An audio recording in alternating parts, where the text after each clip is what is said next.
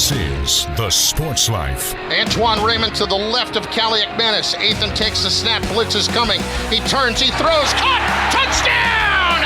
Untouched is Ian Strong for the Rutgers score. Here's the snap back. And Curtis looks. Fires it deep down the field. He's got Elijah Surratt. Touchdown! 36 yards on the throw by Rourke on the money. And welcome into the Sports Life. We'll team in here along with Dalton Shetler. Some exciting moments to begin this show in the wide world of college football. Rutgers finally gets a Big Ten win after not having one for a while, and the Indiana march continues. 10-0.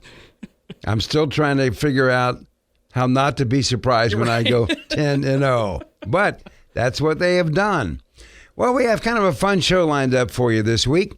And one of the things we're going to delve into is football at Minnesota and UCLA. Because both those ball clubs are pretty good, but they've had crazy seasons, and now they're kind of upticking. So we'll visit with the voice of the Gophers, Mike Grimm, and the voice of the Bruins, Josh Lewin, to try to sort that out. Well, and as Big Ten football is hitting the home stretch, so is Big Ten volleyball. And volleyball can really pound on its chest for being so strong in the Big Ten yet again this year. Look, 4 of the top 9 teams in the country reside in the Big Ten Conference. Just about half of the conference is ranked. And we're going to be catching up with Emily Ehman to break down what exactly has happened in Big Ten volleyball and who's going to be the champion at the end of this. Well, what about our Sounds of the Week, Dalton? Well, for Sounds of the Week, why don't we just stay in Bloomington, Indiana? I mean, how do you not talk about Indiana football and lead off with that? But you mentioned they win again. They move to 10-0 as Curt Cignetti, the head coach of Indiana, had to be reminded of what exactly their record is after the win against the Michigan Wolverines last week. Here was his TV report with CBS on the sidelines. Oh, yeah, I knew that winning could put this over the top, no doubt about it. And, you know what's great about it is we have an off day tomorrow because we're open this week. But look, not pretty at all. Gutty, defense, awesome job, bending, not breaking. The special teams play again, huge in that game, and found a way. So not much style points. We had some guys knocked out. I give Michigan credit. They played physical. They played the whole game. And what are we, 10-0? You are 10-0 for the first time in program history, Coach. Not bad. Not bad. By the way, they've never won 10 games in any season ever, let alone 10 in a row. It's just amazing. The Indiana football train just continues on, and let's go ahead and stay in Bloomington for the next sound as well, because one of the offensive linemen of the Hoosiers has become a little bit of a fan favorite with just his personality. Mike Kadick, he's one of the upperclassmen. He's been through the ups, the downs there at Indiana football, but he was on the Big Ten Network earlier this week, and he talked about what this experience has been like to be an Indiana Hoosier this season at 10-0. It's meant everything to me, and I try to at least once a game, kind of stand back and just take it all in, and just, because being from, like, in 2021 and 2022, the stands being maybe a third of the way filled, maybe a fourth, and now people fighting over tickets and, trying to get these tickets that are, hard to come by, and it's just, I like to stand back, and usually after we get the win, just stand back and relax and just look at the stands, take a look around, look at the towels waving. The fans just, these fans have been yearning for a football team that they can get behind and they can really cheer for. And I'm just so happy to be a part of that team. And we have the best fans in the country. Well, if you can't get behind this team, there's no team you can get behind. They're good. They're charismatic. It's a great story. It's almost like a Hollywood story. Mm-hmm. And Dalton, imagine this one. When they go into Columbus a week from now, if they win that game, are you kidding me? Curt Cignetti, instead of just National Coach of the Year, he's got to run for office at that point. I mean, your stock can't get higher than if he comes out of Columbus with a win. He'll take a pay cut. He won't do that. That's a really good point. Well, let's shift from football to the hardwood because a basketball season is getting underway. And, of course, one of the more celebrated events to tip off the year every single year is the Champions Classic. And, of course, the Big Ten had Michigan State in it this year. But a part of that, they took on the #1 Kansas Jayhawks Jayhawks. Now, it was a bit of a mucky game where Kansas was able to survive Michigan State's efforts. They get the win against the Spartans. But before the game, Kansas head coach Bill Self had a moment with the Michigan State Radio Network where he was asked about the potential of passing Phog Allen as the winningest coach in Kansas Jayhawks basketball history. And here's what he said, as, of course, he ends up passing him after this game ends. But here's what he said ahead of it. Of course, I also think this. We're both getting up there in years. I think that's the primary reason why that has a chance to occur. But I've been so fortunate to coach so many good guys. I mean, and so many guys that cared and had great staffs. So it hasn't really hit me because I really feel this way, and I do sincerely. Phog Allen deserves to be thought of as the best coach and innovator in the history of our school for all time, moving forward too. That's how I see it, and I don't think it. I think it would take away from the tradition-rich place that we have if people actually thought differently. That's how I want them to think. James Naismith, the inventor of our game, was our first coach. Of course, he didn't win. He lost more than he won. Topeka YMCA used to put it on him, I think, every now and then. But I think there's so much history and tradition that just being a part of it to me is enough. Yeah, it'll be nice, but I look at it more as a indication that we're playing 35 games a year, and I'm getting up there in years.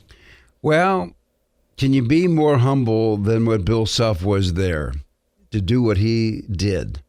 But I will say this, if you look, there's a great picture. Go into the Kansas Media Guide for basketball, and there's a picture of Bill like in his trophy room. I have never seen so many trophies in my life. And as you take a look at what he's accomplished, I don't know, Dalton, if there's a trophy he hasn't won or an honor he hasn't received. He doesn't get a trophy for this one, but boy, what an honor. No, you're absolutely right. It is quite the honor, and what a successful career he's had. And you know, it's interesting. Of course, part of the Champions Classic, you got a lot of pretty successful coaches and schools that are in that event. And Bill Self also talked a little bit about the difference that he and coaches like Tom Izzo have had from back in the earlier days of their coaching career, and maybe how things worked in college athletics, how it worked in college basketball, and how that's changed today. And this was a pretty interesting philosophical answer that Bill Self gave as well. And the way it used to be, I look back at some of Tom's teams when I was first at Illinois. And you got, the Charlie Bell and the Mo Peets and those cats out there. If one of them or two of them or even three of them decide or have a bad night, you know what? He had some other cats he could put in there. Same with my best teams. In today's time with NIL and everything, you're not going to have those type teams again. I'm not going to have a team with 7 NBA players on it again. I'm not going to have a team where I had 4 lottery picks all play the 4 and the 5 on the same team. I'm not going to have that. I'm going to have, I hope, 1, maybe 2, and 3 is pie in the sky because you can't pay a non-starter what somebody else will pay a lottery pick. And so it's just different. Yes, it's different, but an accomplishment is an accomplishment. But if you're the all-time winningest coach at the University of Kansas in men's basketball, that is an amazing accomplishment. So when we come back with more of the Sports Life, a visit with Mike Graham, and we're going to talk Gopher football. So, got one for you, boss. Oh, yeah? What's black, white, and dented all over? I give up. The company truck. I know, but thanks to our agent, we've already submitted an insurance claim and can track the status right from the app. Auto owners pays what they owe without any hassle. Lucky for you, that's simple human sense. Ask your independent agent if auto owners make sense for you. Medicaid and CHIP offer free or low-cost health coverage for children and teens. Hospital and doctor visits, prescriptions, shots, and more are covered. That's peace of mind for parents if a child is sick or gets injured. And parents may now be eligible for Medicaid too, even if they've applied in the past. Enrollment is always open. Visit insurekidsnow.gov or call 1-877-KIDS-NOW. Paid for by the U.S. Department of Health and Human Services. If you have diabetes, listen up. If you have insurance, you can qualify for a continuous glucose monitor. With a CGM, you can continuously track your levels and trends and spend more time in range, significantly lowering your A1C. More importantly, a CGM eliminates the one thing most people with diabetes hate: painful finger sticks. Order your new continuous glucose monitor today. If you use insulin and if you've seen your diabetes care provider within the last 6 months, you may qualify for your own CGM right now. We'll do all the insurance paperwork and deliver your new CGM at little or no out-of-pocket cost to you. Medicare and most insurances will cover your CGM, so don't wait. Have your insurance handy and call the Aptiva Medical CGM Health Hotline right now. 800-948-6912. 800-948-6912. 800-948-6912. That's 800-948-6912. We'll be back with more in a moment. This is The Sports Life.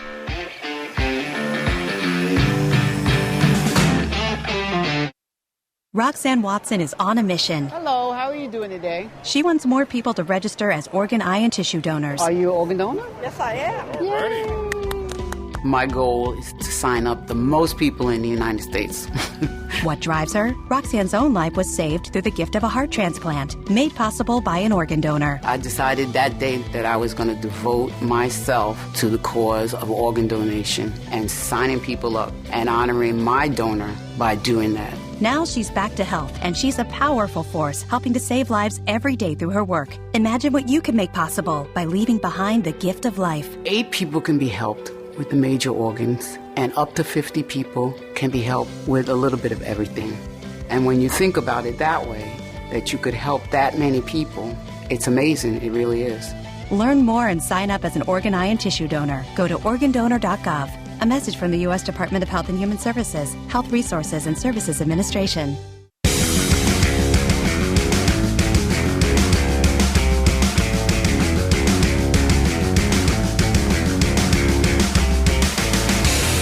And welcome back for more of the Sports Life. We'll team in here along with Dalton Shetler. And don't forget, auto owners insurance, simple human sense. Ask your independent agent if auto owners make sense for you.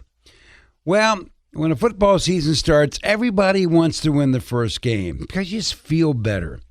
And Minnesota almost won the first game this year, and expectations were high in Gopherland because they're a pretty good football team. But at the end of the day, they miss a field goal. They lose to North Carolina by 2 points, 19-17.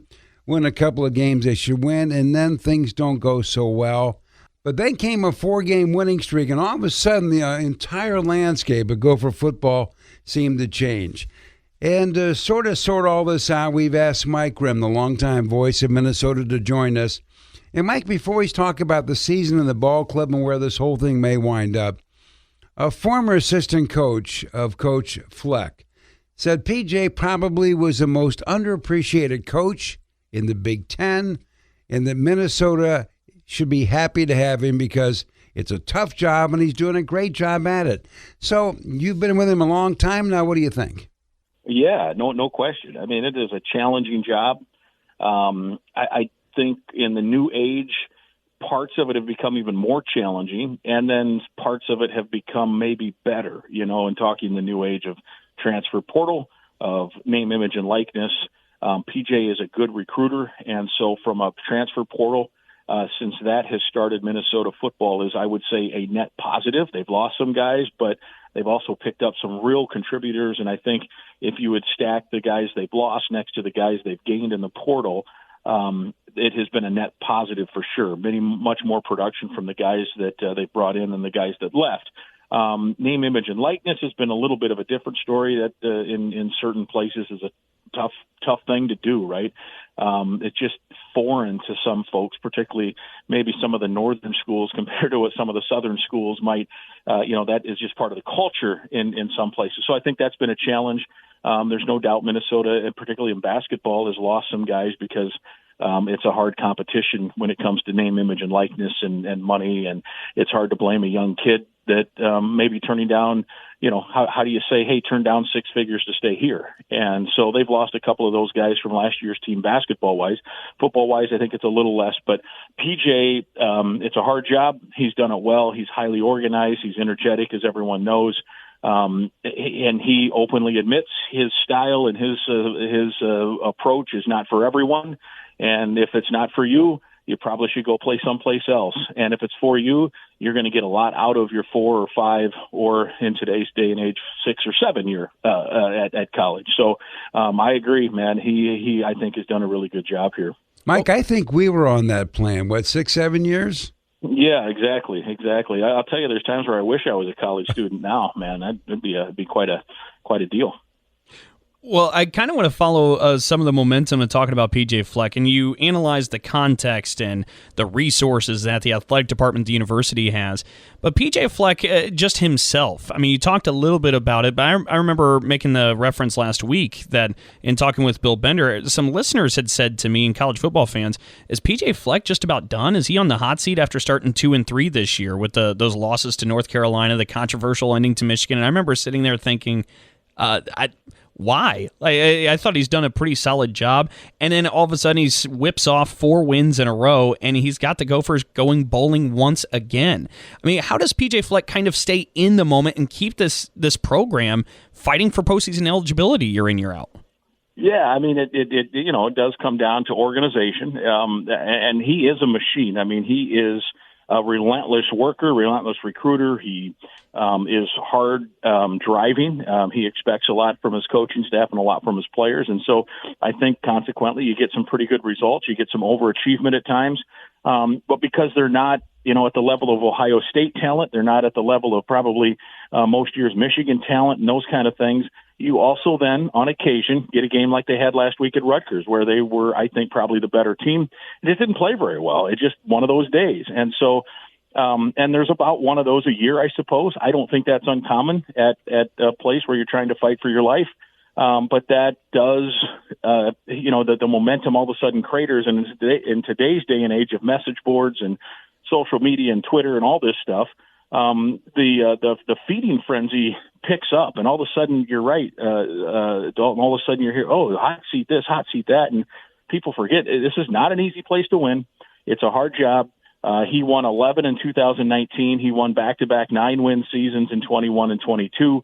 Had a terrible November last year, which kind of spoiled what was a good start to the season, which included a win over rival Iowa for the first time in a long time.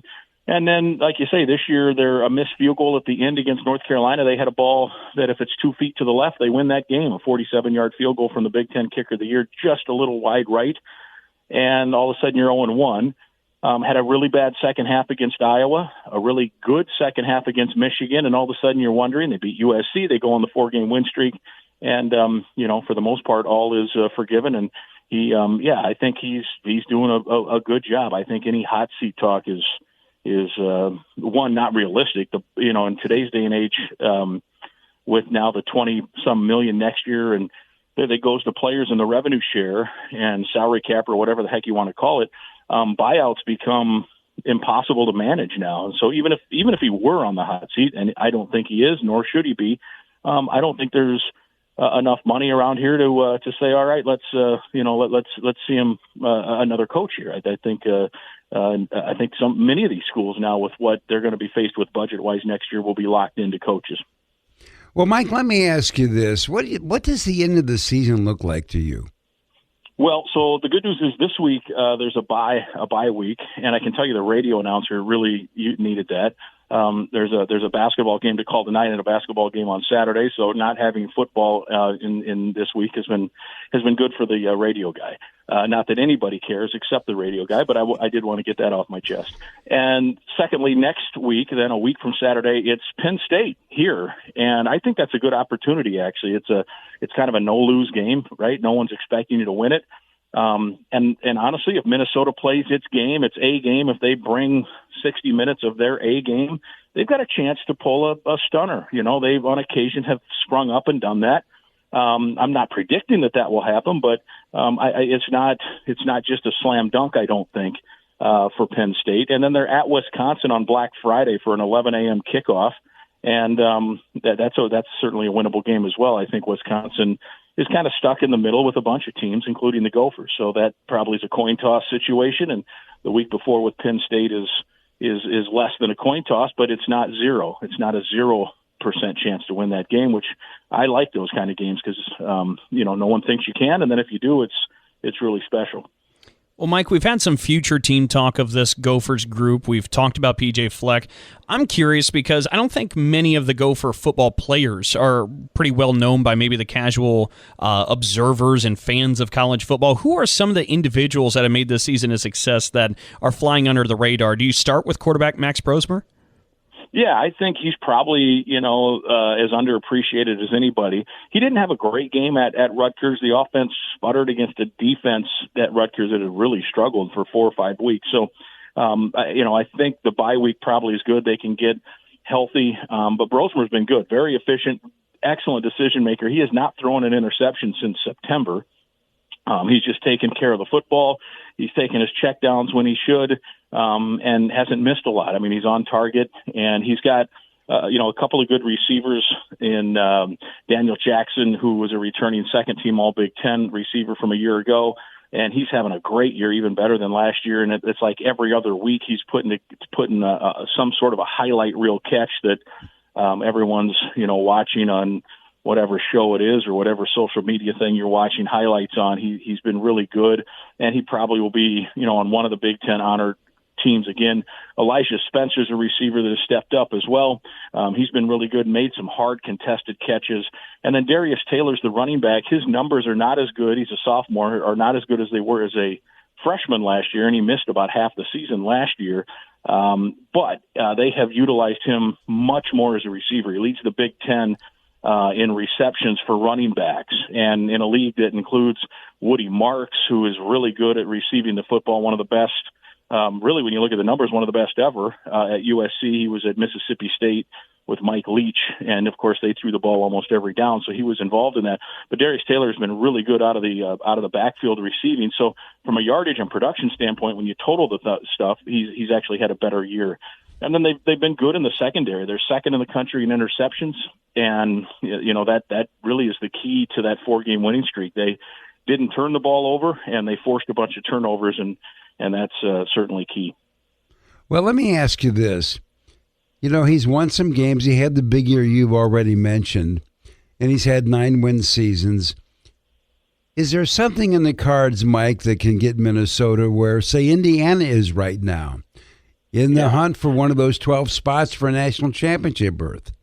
Yeah, I think I think on one sense the elimination of divisions in the Big Ten has probably hurt Minnesota in the sense that it's going to be hard to make a Big Ten championship game, right? You're going to have to be a top 2. You can't just win your division.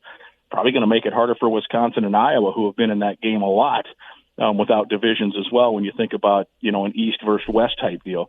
So now, with that as the backdrop, you have to say what's realistic. And I think the good news, the flip side to no divisions, although it doesn't have to be because of no divisions, is a 12-team playoff now opens up some things. You can finish third, and this year probably fourth in the Big Ten if you're really good, and make a 12-team playoff. So could Minnesota rise up once every now and then and do that? I think so, and I think that's got to be the hope. For example, in 2019, they would have been going into the final weekend of the season probably with a playoff berth on the line.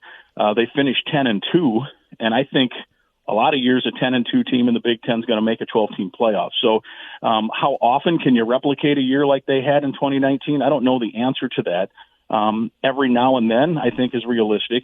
And a discussion topic here, and maybe you guys have talked about this before, and I want to preface it by saying this is in no way, shape, or form taking anything away from what Indiana's done. It's amazing, and obviously that guy can coach, Kurt Signetti. All you got to do is Google him, and you'll see that he can win.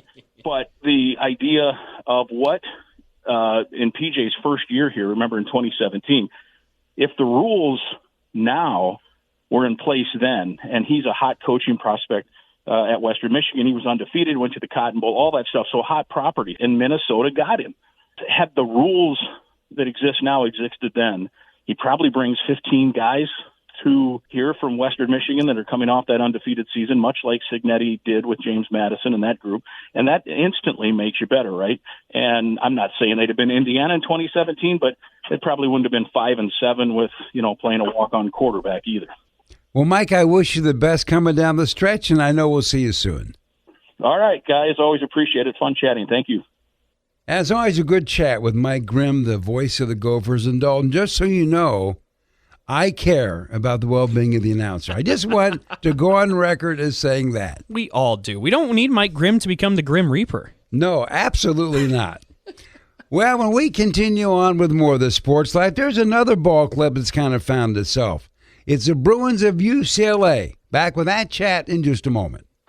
Oh, yeah. Hey, Dad. Did you get a new haircut or something? A new shirt? You're looking good. What happened? A little fender bender? How little? A few days in the shop little. But thanks to Mom and our agent, we've already submitted a claim and can track the status right from the app. Auto owners pays what they owe without any hassle. Sounds like simple human sense. I'm fine, by the way. Oh, yeah, I was going to ask. Ask your independent agent if auto owners make sense for you. This is a potter's field. When people can't pay for their funerals, they are buried here. It is a lonely, desolate place, littered with unmarked headstones. No one visits. No one leaves flowers. But it doesn't have to be that way.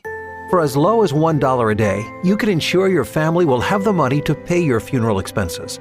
We offer burial insurance plans that pay up to $30,000. Considering the average funeral costs more than $10,000, that's peace of mind for your family.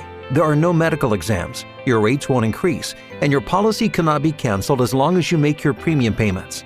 Call now to get approved in minutes and ensure your final resting place is more than just a pauper's grave in a potter's field. 800-562-2407. 800-562-2407. 800-562-2407. That's 800-562-2407. Paid for by Final Expense Direct.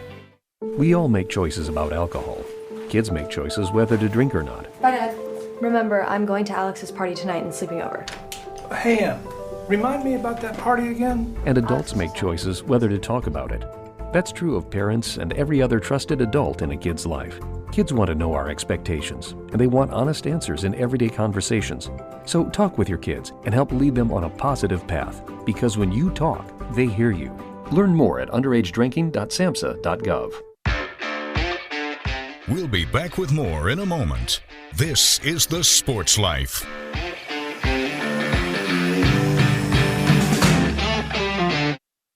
Here's a real-life story that affects 50% of all of us out there. It's called divorce. If you've gotten divorced and now you're struggling to pay your bills and your credit card debts are completely out of control, you need to call this special debt relief hotline right now. We help people with all kinds of money problems caused by different life challenges, a divorce, a job loss, even heavy medical bills. All these life events can sometimes financially stress you out and cause you to get out of control. We help people get their lives back by showing them ways to consolidate and reduce their debt, in some cases for a fraction of what they owe. If your credit card balances are more than $10,000, call us and learn how to reduce your credit card bills and monthly payments now. Here's our number. Paid for by Debt.com. Call now, 800-810-1584, 800-810-1584, 800-810-1584. That's 800-810-1584.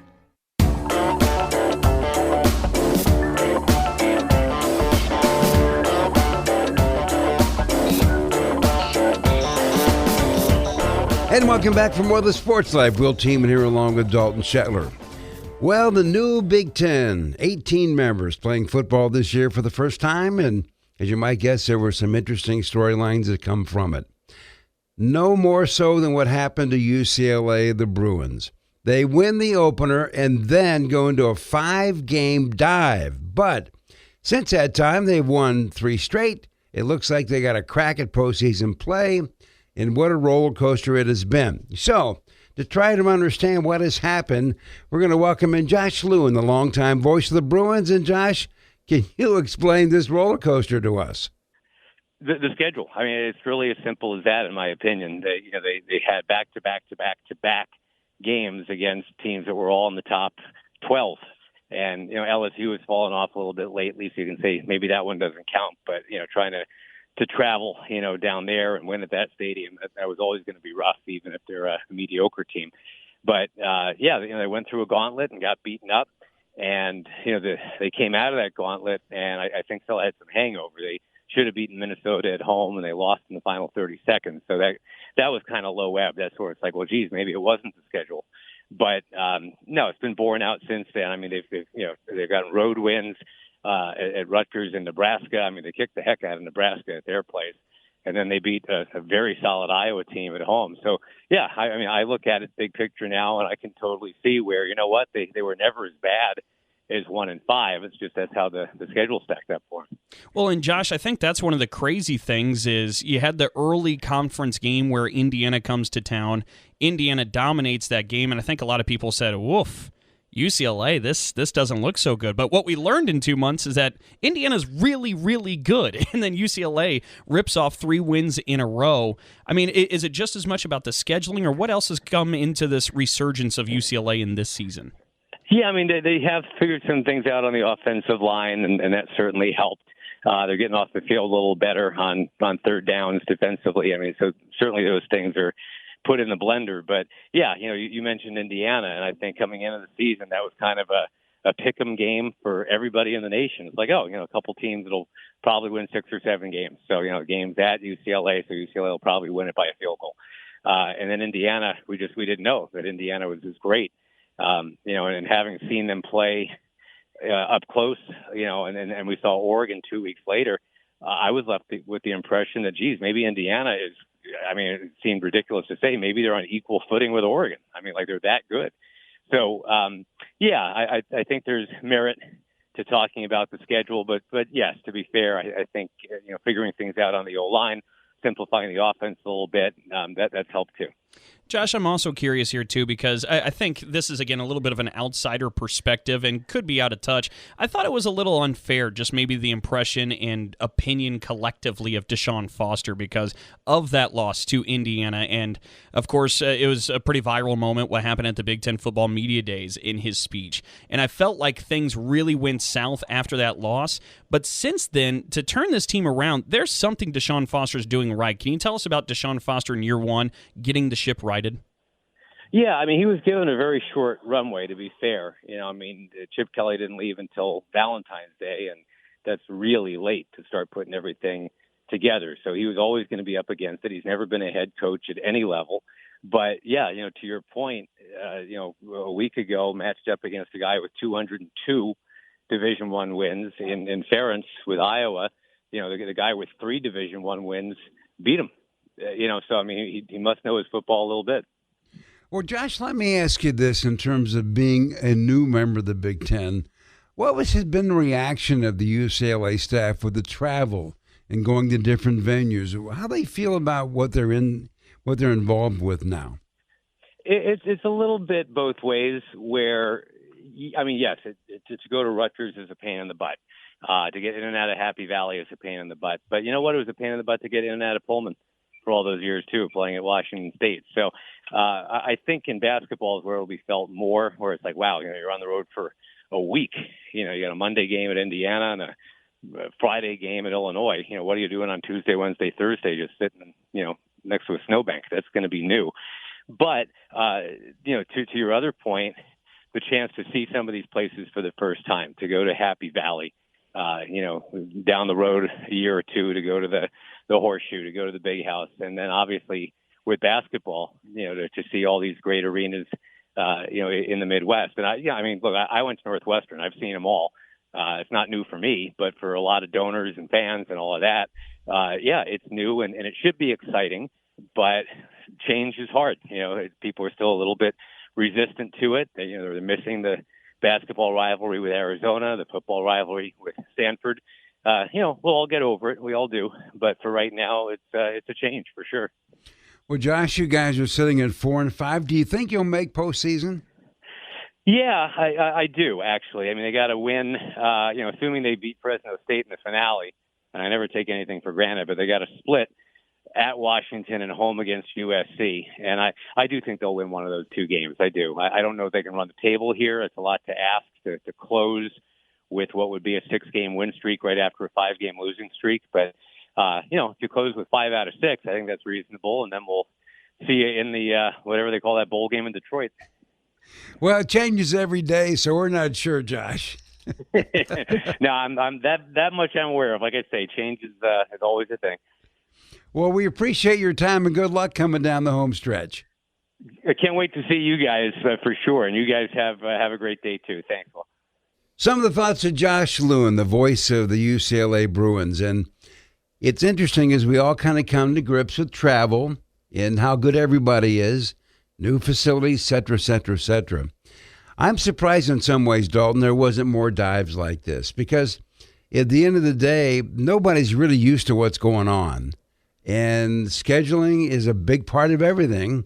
And I don't want to pick on Indiana, but they play great with a great schedule. Mm-hmm. Conversely, they could play just as great and had a different schedule, and they might not be 10-0. So at the end of the day, who knows how all this will play out eventually. No, I think you're absolutely right. And there was the stat for a long period of the season of teams that were traveling 2 time zones or more, that they had a losing record and just how maybe aggressive and obnoxious that record was. But to your point about the schedule and how it's been for UCLA, look, they open up with that winner over Hawaii, and then they drop to Indiana, drop to LSU, drop to the top team in the country, Oregon, drop to Penn State, and then lose to Minnesota, who we just finished talking about a couple of minutes ago, how hot of a team the Gophers are. So when you look at that 5-game slide they had, that's a pretty beefy stretch of a schedule. Well, there's no doubt, Dalton, schedule and travel is going to be a big part of who finishes at the top of this conference, not only in football, basketball, just go up and down all the sports. And speaking of different sports, volleyball, it's a big one in the Big Ten. Conference is the best in the country. We're going to talk about it in just a moment. So, got one for you, boss. Oh, yeah? What's black, white, and dented all over? I give up. The company truck. I know, but thanks to our agent, we've already submitted an insurance claim and can track the status right from the app. Auto owners pays what they owe without any hassle. Lucky for you, that's simple human sense. Ask your independent agent if auto owners make sense for you. If you served honorably in our nation's armed forces and you're looking for a way to continue serving your fellow veterans in your community, then join AMVETS. AMVETS members volunteer millions of hours at VA healthcare facilities from coast to coast, helping to improve the lives of their fellow veterans through the VA Voluntary Services Program. AMVETS posts and departments also participate in a wide variety of community service projects. If you no longer wear the uniform today, you can still serve through the AMVETS by joining today at amvets.org. Do you hear that? That's the sound of uncertainty lurking under your hood. You know the feeling. I know I do. That sudden sinking sensation when you see a check engine light or your car unexpectedly breaks down and you're faced with sky-high repair bills. It's time to shield against unexpected repairs with CarShield. CarShield is America's most trusted auto protection company and has an A rating with the Better Business Bureau. Don't let the fear of a breakdown keep you up at night. Trust the Shield, CarShield, and say goodbye to terrifying repair bills and hello to peace of mind. Your plan also comes with 24/7 roadside assistance, courtesy towing, rental car options, and so much more. Don't wait till it's too late. Call CarShield now before a breakdown. Protect your wallet. Protect your car with CarShield. Get our best protection ever. Call now. You'll thank me later. 800-965-1292. 800-965-1292. That's 800-965-1292. We'll be back with more in a moment. This is The Sports Life.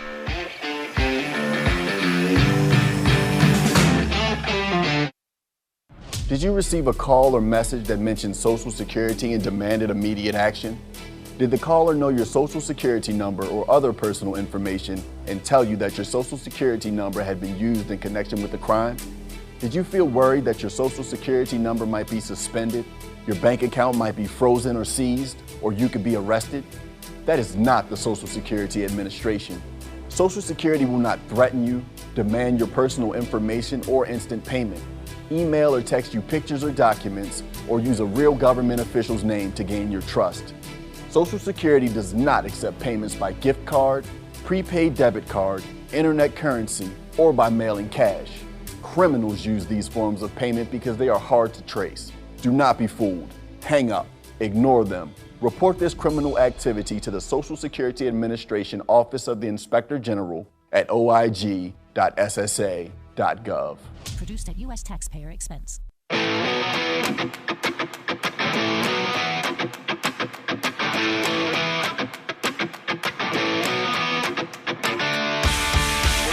And welcome back for more of the Sports Life. Will Tiemann here along with Dalton Shetler. Well, as we've talked about, Dalton is from the state of Indiana, which I guess you would assume he likes basketball. But I've discovered over time he loves volleyball. You know, my bandwidth, it's got room for plenty of sports. In volleyball, how do you not get the contagious fever that it's been the last couple of years? And to really dive into this, we're now being joined by the Big Ten Network's Emily Ehman, of course, one of the best Big Ten volleyball experts. Emily, thank you so much for spending the time with us. Oh, I'm excited. Anytime I can talk about Big Ten volleyball more, I'm pumped for it. Well, Emily, let's get right to it because with Big Ten volleyball, it was coming off of a pretty historic year in terms of attendance, TV ratings, everything else last year. This year, it seems like the popularity still is just riding the momentum wave.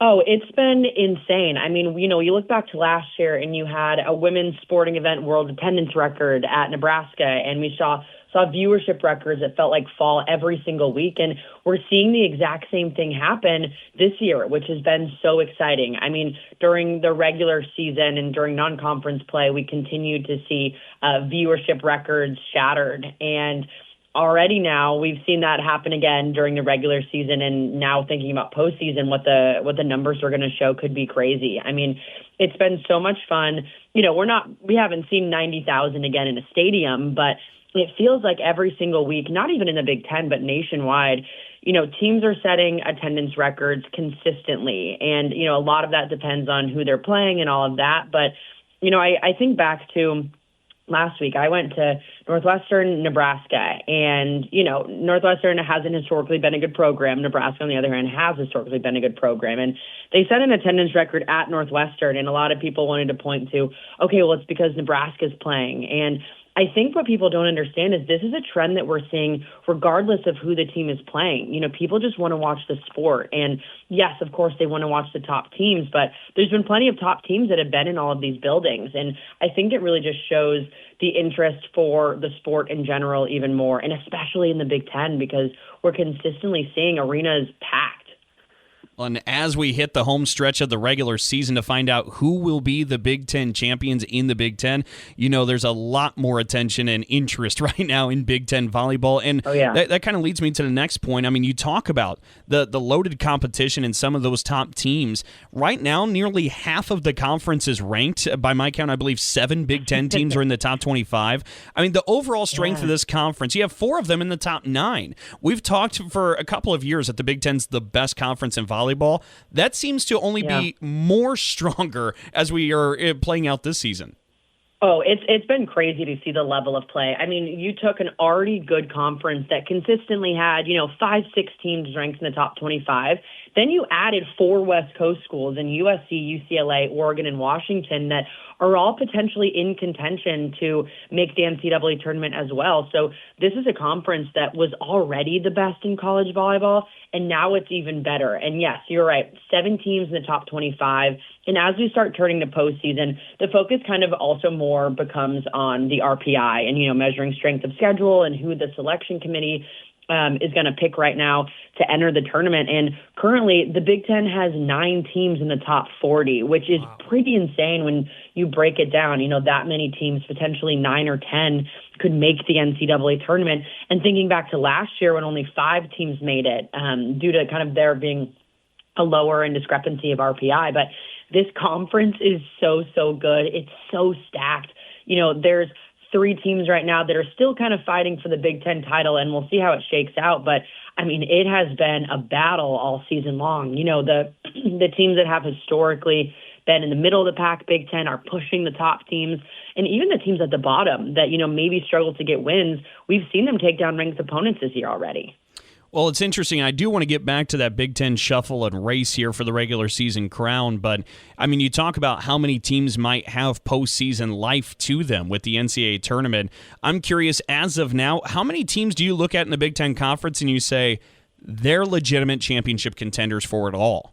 Yeah, I think there would be 3 right now, which is also crazy to say. I wouldn't be surprised to see any of these 3 teams get the title. And one, that's Nebraska, who is currently on a 21-match win streak. They're 24-1. They've only taken that one loss to SMU, which was really early on in the season, and have been rolling ever since.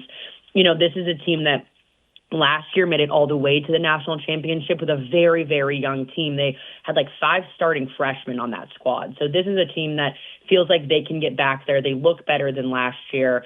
And they have a different mindset coming in. And I would be really surprised to see them not at least in the Final Four. Then we go to Penn State, who has had an incredible year based on what we've seen for the last few seasons. You know, Penn State's 23-2 right now, 13-1 in the conference. That only lost being to Wisconsin last weekend. And this is a program that is one of the most historic of all time. They've won 7 national championships. They haven't really seen that same kind of prominence in about 10 years. And it feels like Penn State is back, which has been really fun. It's so good for the sport. And I wouldn't be surprised to see them, you know, get all the way to a Final Four and potentially earn the Big Ten title here in about 2 weeks. And then we have Wisconsin, who started off the year 0-3 and since then has just been absolutely outstanding. They're 12-2 in the conference. They're ranked a little bit lower just because of those 3 losses early on in the season. But currently they're playing the best volleyball in the Big Ten, I think. You know, they're leading the conference in hit percentage, in opponent hit percentage during conference play. They have basically an NBA roster in terms of height. You know, you look at the front line, they've got a player that's 6'9", a player that's 6'7", 6'4", 6'4". I mean, the height and the physicality that team has allows them to not only hang, but really beat those other top teams. And they came in with a freshman setter, and she's kind of gotten used to the systems and, you know, her hitters out there. So I think they're seeing this team peak at the right time, which is exactly what they need to do. But to be honest, I wouldn't be surprised to see Nebraska, Penn State, or Wisconsin go all the way and hoist up the trophy. You talk about ridiculous rosters, and one of the teams you mentioned in that mix was Nebraska. And you mentioned the streak they're on. I mean, at the time we're talking about them, they have not lost a Big Ten match. They've been just absolutely dominant throughout this season. But I had a chance to see them up close in person. I know you've had multiple chances to see them up close in person. That roster, when they're just out there for warm-ups, you're like, they are ridiculous, and they're just built different than a lot of other teams. And for example, here, Emily, you have Taylor Landfair, who was one time a Big Ten Player of the Year when she was playing at Minnesota. She doesn't even start necessarily every match for Nebraska. I mean, this roster is loaded. I mean, it's crazy when you look top to bottom. I mean, you know, they brought in Taylor Landfair, who was a 2022 Big Ten Player of the Year, a 2-time All-American. And then they brought in Layla Blackwell, who was a middle from San Diego, who was a 3-time All-WCC honoree. And it's crazy because they have players potentially sitting the bench that are All-Americans. And Landfair's gotten, you know, a lot more playing time over the last few weeks. But to start the season, I mean, she was essentially benched for the first half of it. And it's just crazy when you look top to bottom. It's essentially the same exact team that we saw last season that made it all the way to the national championship. They didn't lose any players necessarily. They have their entire starting lineup.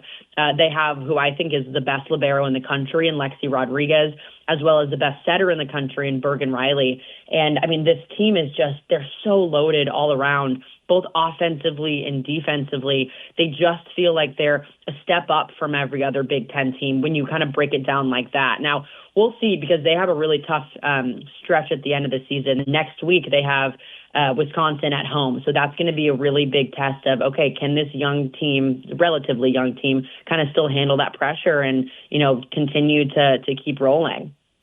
So, Emily, it is libero, not libero. It is libero. I mean, hey, this is a thing that was up for debate, and I think, to be honest, anyone over the age of 50 might say libero, but nowadays it's libero. I love it. We're in agreement. So everything's peaceful and diplomatic here on The Sports Life. We have just a couple of weeks left of the Big Ten regular season. If I ask you right now, no pressure, I won't hold you to it by the end of this, but who do you see hoisting the Big Ten regular season championship trophy?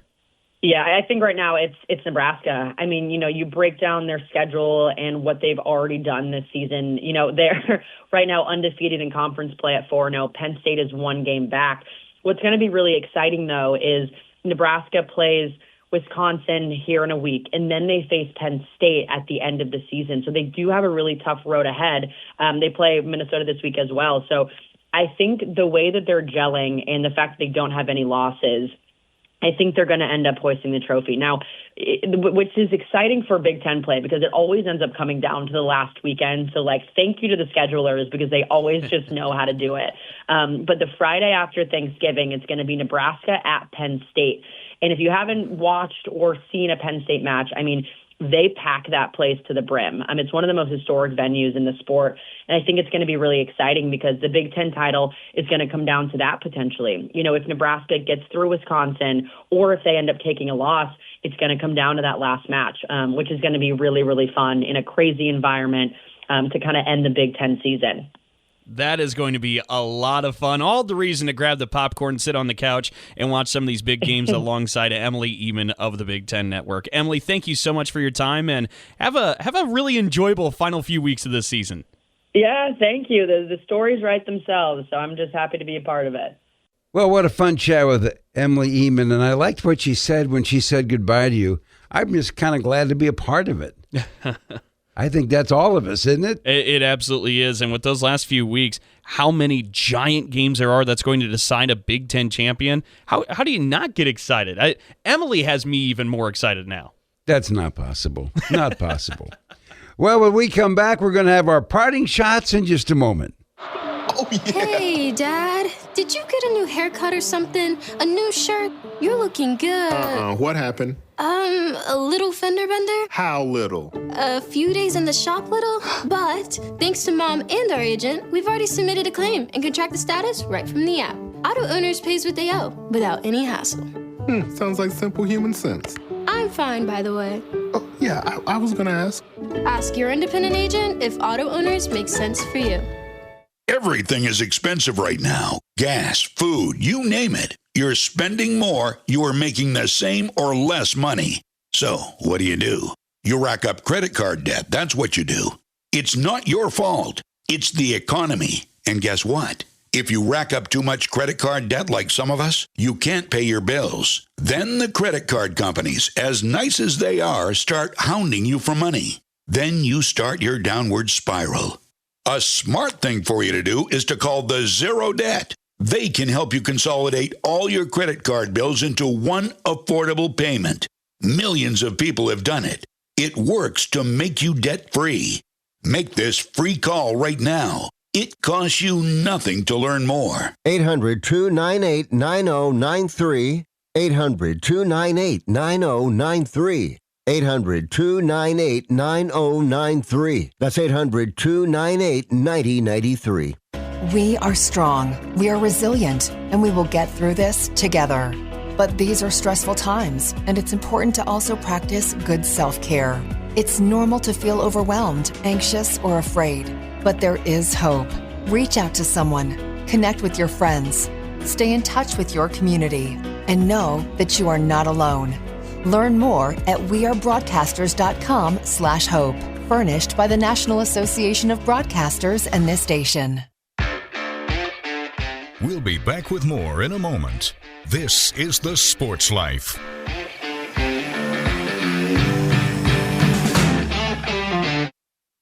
I found hope in the midst of an overwhelming situation. Alcoholism is a disease that can affect any family. Everyone suffers, but there is help and hope at Al-Anon Family Groups. Al-Anon gave me my life back. I'm a better father and husband. Are you in an overwhelming situation because of someone else's drinking? Al-Anon and Alateen can help. Local and virtual meetings are available. Maybe one could work for you. Call 1-866-200-0033 or visit alanon.org/hope. I'm Naheem Hines, professional football player. No matter the challenges I face every day in the NFL, my mom is always there for me, despite her own struggles with muscular dystrophy. And MDA is there for my mom. At their 150 care centers across the U.S., MDA is the leading organization in research and care for kids and adults with muscular dystrophy ALS, and related neuromuscular diseases. Join me and learn more at helpmda.org today. Thank you.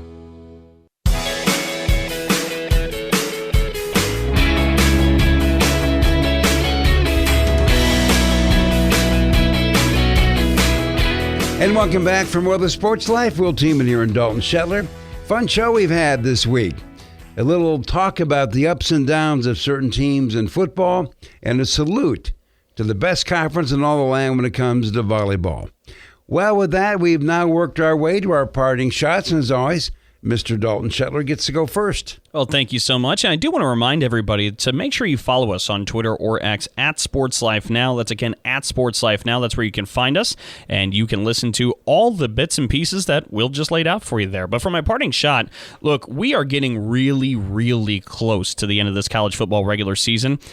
And we need to really wrap our heads and arms around the fact that the Big Ten's probably going to get 4 teams into this college football playoff.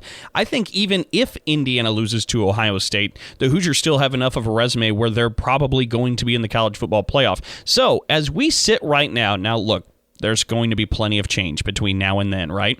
But if we look at the hypotheticals as the CFP committee put out the rankings, this is what the matchups would be in the college football playoff featuring those Big Ten teams. So Oregon, as of now, would be the Big Ten champion. They get the bye, so they would take on the winner of Notre Dame and Tennessee in the quarterfinals. That could happen at the Rose Bowl, that you could have Oregon playing one of those premier programs in the quarterfinals. Ohio State would be the first at-large bid for the Big Ten Conference. They would be hosting Boise State there at the Horseshoe. And then, of course, Boise State, you got a Heisman candidate in Ashton Genty, so that would have a lot of buzz. Then take a look at Penn State. They would have Ole Miss come to Happy Valley in a college football playoff game as of now. And how about this one in Bloomington? Of course, everybody's riding the Kurt Cignetti train, right? They would be hosting in Bloomington, as of now, the Alabama Crimson Tide in the college football playoff. Can you imagine Alabama comes to Bloomington for a college football playoff game? I mean, this is a fantasy that's getting ready to come to life. Number one, I can't imagine Indiana playing for a national championship in football. So there's a lot for my mind to wrap around, let alone Alabama coming to Bloomington. Well, my parting shot's kind of interesting. Barbara Whites, she's a member of the Nebraska Board of Regents, and over the summer, they were just sort of spitballing ideas. And she said to her group, hey, here's an idea. You know, Nebraska, we have a lot of big-time football fans, and there's always the discussion of, wouldn't it be cool if your ashes could rest close to the stadium? Or could we sprinkle the ashes on the field? Things like this. So she comes up with this idea. Maybe we can create something where your final resting place could be by Memorial Stadium, something like that. Mm-hmm. Well, that didn't go very far, and her buddies kidded her a little bit about it, but the story leaked. The idea got out to the public. And all of a sudden now, they're getting calls from places from around the globe, other schools. What's your thoughts? How can we do this? This could be a great way to raise some extra money. I never thought in my wildest dreams that our football stadiums would be a part-time burial ground to raise money to support our programs, intercollegiately speaking. There's just nothing like college athletics. Nope. There sure isn't. Anyway, that's a wrap for our show this week. As always, appreciate everybody joining us. And we should note that you can find us wherever you find your podcast, like SoundCloud, Spotify, and Apple. And make sure to check us out and hit subscribe. As always, thanks to the Big Ten Network. The Sports Life is produced by Dalton Shetler with assistance by Owen Cronin. Our executive producer is Wendy Hart. So on behalf of Dalton Shetler, I'm Will Tiemann, and thanks for your time.